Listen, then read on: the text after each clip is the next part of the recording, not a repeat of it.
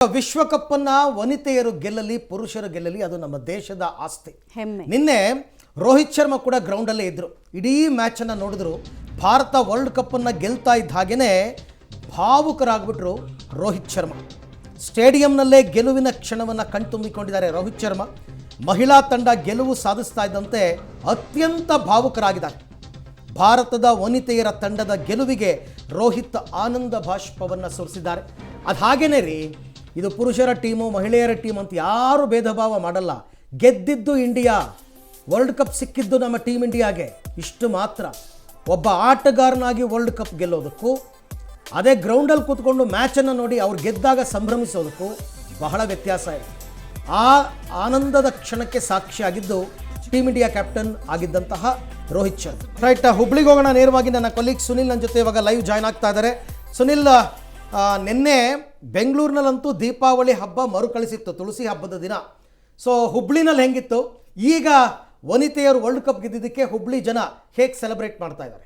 ಅರವಿಂದ್, ಒಂದು ಮಾತಿದೆ, ತೊಟ್ಟಿಲು ತೂಗುವ ಕೈ ಜಗತ್ತನ್ನೇ ಆಳ್ಬಹುದು ಅಂತ. ಅದನ್ನು ಸಾಧಿಸಿ ತೋರಿಸಿದ್ದು, ಇಡೀ ವಿಶ್ವಕ್ಕೆ ಭಾರತೀಯ ವನಿತೆಯರ ಶಕ್ತಿಯನ್ನು ತೋರಿಸಿದ್ದು ನಮ್ಮ ಮಹಿಳಾ ಕ್ರಿಕೆಟ್ ತಂಡ.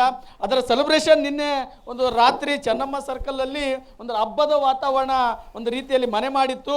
ಸೊ ಆ ಒಂದು ವಾತಾವರಣ ಈಗ ಕಂಟಿನ್ಯೂ ಆಗಿರುವಂಥದ್ದು. ನಾನೀಗ ಹುಬ್ಬಳ್ಳಿಯ ಜಿಮ್ಖಾನಾ ಮೈದಾನದಲ್ಲಿ ಇದ್ದೀನಿ. ಇಲ್ಲಿ ಯುವ ಕ್ರಿಕೆಟರ್ಸ್ ಇದ್ದಾರೆ, ವಿಶೇಷವಾಗಿ ಅರವಿಂದ ಇಲ್ಲಿ ಮಹಿಳಾ ಕ್ರಿಕೆಟರ್ ಇದ್ದಾರೆ. ಸೊ ಅವ್ರನ್ನ ಮಾತಾಡ್ಸೋಣ. ಯಾಕಂದರೆ ನಿನ್ನೆ ಎಲ್ಲರಲ್ಲೂ ಕೂಡ ಸಚಿನ್ ಅವರು ಕೂಡ ಅದನ್ನೇ ಹೇಳಿದರು, ಮುಂದಿನ ಭಾರತೀಯ ಮಹಿಳಾ ಕ್ರಿಕೆಟ್ ತಂಡಕ್ಕೆ ನೀವೊಂದು ಅಡಿಪಾಯ ಹಾಕಿಕೊಟ್ಟಿದ್ದೀರಿ ಅಂತ. ಸೊ ಅವರಿಂದ ಮಾತಾಡ್ಸೋಣ. ಇವತ್ತು ವಿಶ್ವದ ಎಲ್ಲರ ಗಮನವನ್ನು ಸೆಳೆದಿದ್ದು ನಮ್ಮ ಮಹಿಳಾ ಕ್ರಿಕೆಟ್ ತಂಡ ಚೊಚ್ಚಲ ವಿಶ್ವಕಪ್ ಗೆದ್ದಿದೆ. ತಾವೊಬ್ಬ ಮಹಿಳಾ ಕ್ರಿಕೆಟರ್ ಆಗಿ ಹೇಗೆ ಅನ್ನಿಸ್ತಾ ಇದೆ ಈ ಕ್ಷಣ? ಆ ಮೂಮೆಂಟನ್ನು ಮರೆಯೋಕ್ಕಾಗಲ್ಲ ಸರ್. ಅಷ್ಟು ಖುಷಿಯಾಗಂದ್ರೆ ಅಷ್ಟು ಖುಷಿಯಾಗಿತ್ತು ಸರ್. ಹೋಪ್ ಇತ್ತು ಸರ್, ಗ್ಯಾರಂಟಿ ಈ ಸಲ ವರ್ಲ್ಡ್ ಕಪ್ ನಮ್ಮದೇ ಅಂತ ಹೋಪ್ ಇತ್ತು.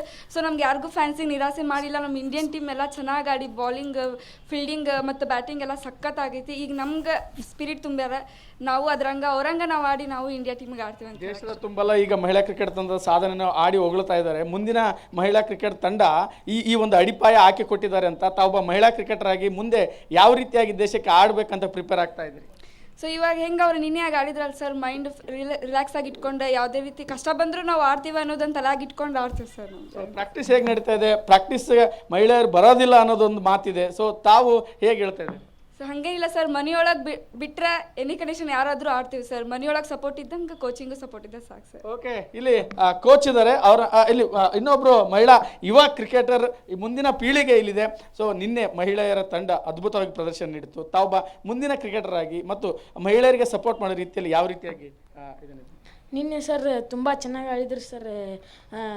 ಇಂಡಿಯಾ ಟೀಮ್ ರೀ ವುಮೆನ್ಸ್ ಮ್ಯಾಚ್ ನೋಡಿದ್ರಿ? ಹಾಂ ಸರ್. ನಿಮ್ಮ ಫೇವ್ರೇಟ್ ಕ್ರಿಕೆಟರ್ ಯಾರು?